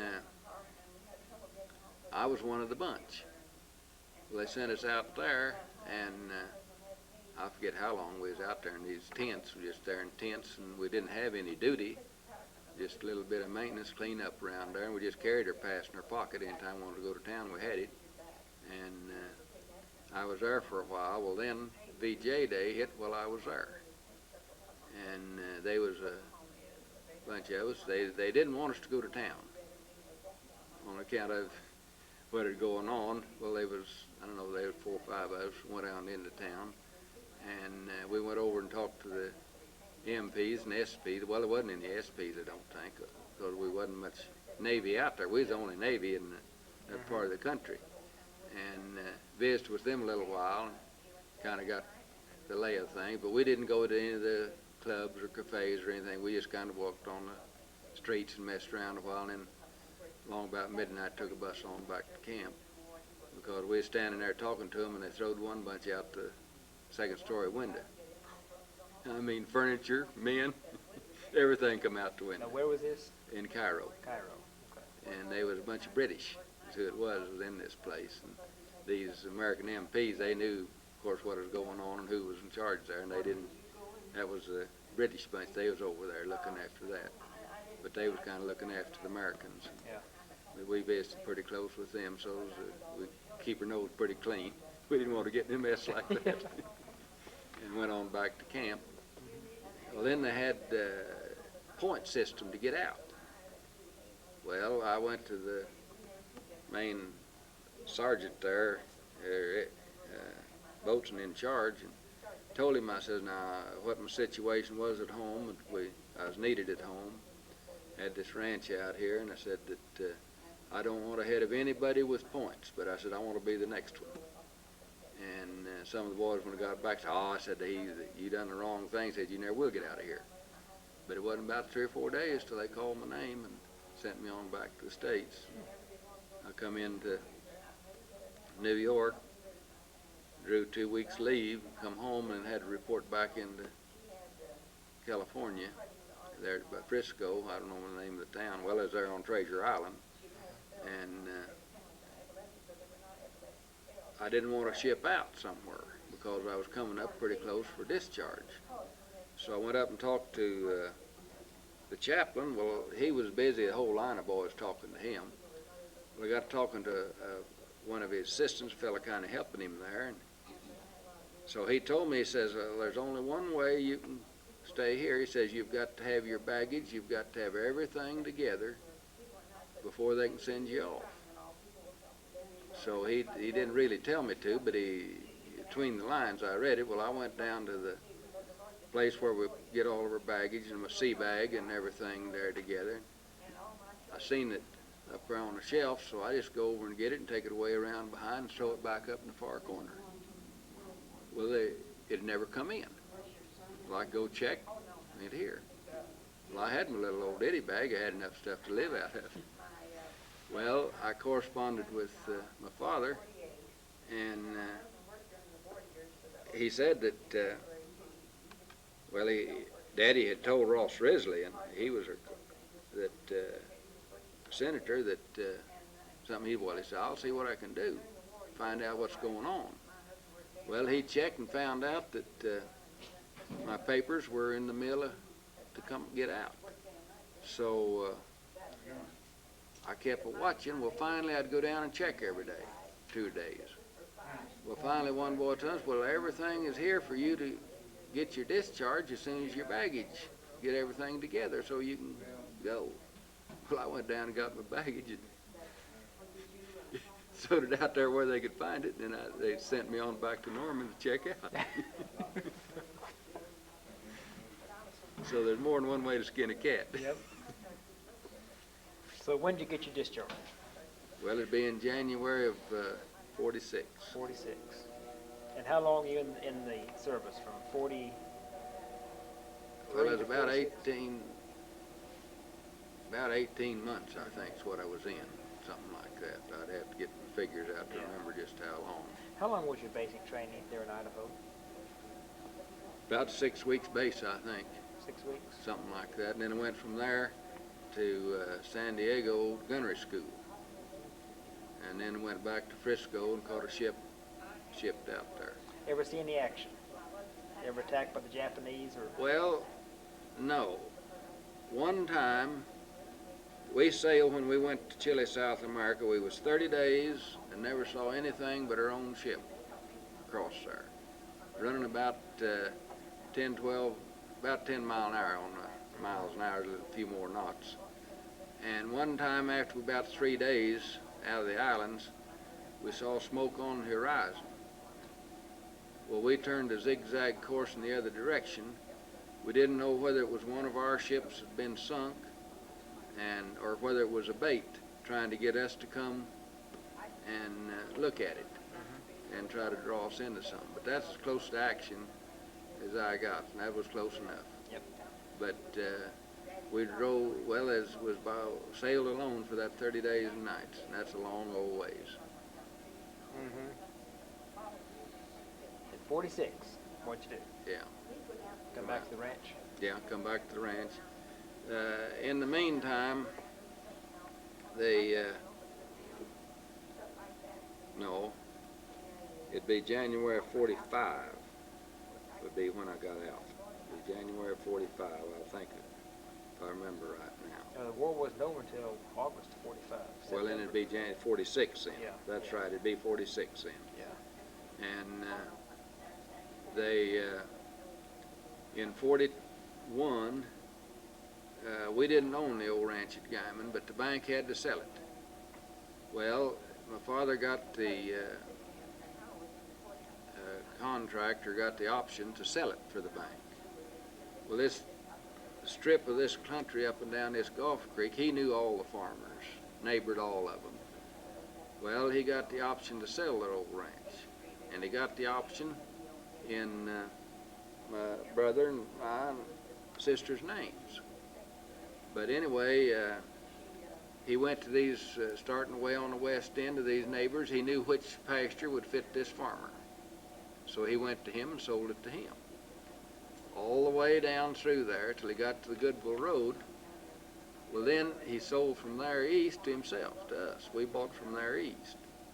And at that time, it was before it come, well, about $10 an acre, about what the survey is, just surface only, that sold. No minerals. No mineral.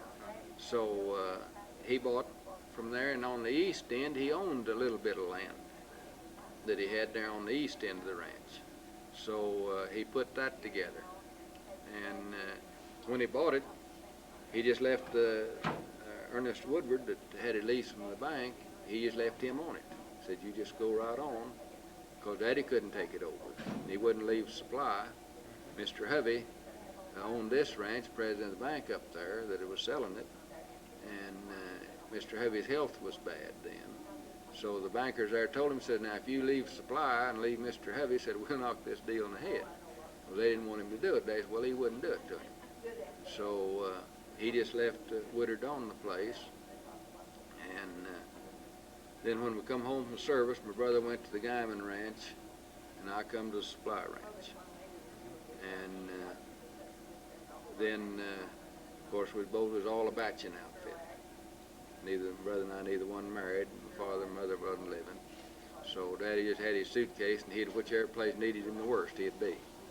And he'd stay with me a while, or up at Warren's a while, and we run it all as the Easterwood Ranch. That is a partnership deal. And but when we come back from the service, my father said, well, we was all even. He just made up a partnership, 4 of us, 4 ways. Sister, she was married, and then we started from there. And Daddy had sold the last of his cows to Hal Cooper and leased out the Supply Ranch, and we hadn't taken over the Guyman Ranch. But when we started, he owned the one ranch, and there was about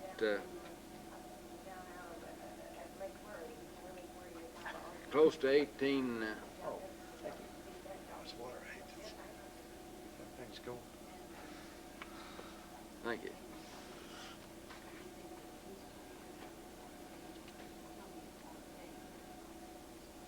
This he owned the Guyman Ranch, and there was close to 18,000 acres up there under fence. We didn't own it all, but there was odd quarters that was inside the pastures. And this Supply Ranch, the old Syndicate, was a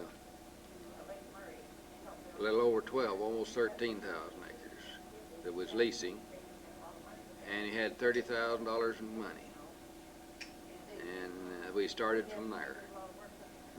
Well, we couldn't stock the whole thing, so we had most of the cows we stocked here at Supply, and we pastured cattle at Guyman for several years.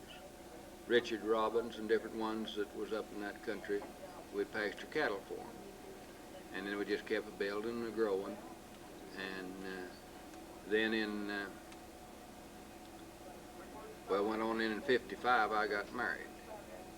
The batch there was be 9 years batching there at the place, and looking after the, more or less like the foreman, I was doing the daily work and looking after things and doing most of the riding, all of that part of it, feeding everything and the cooking and the housekeeping.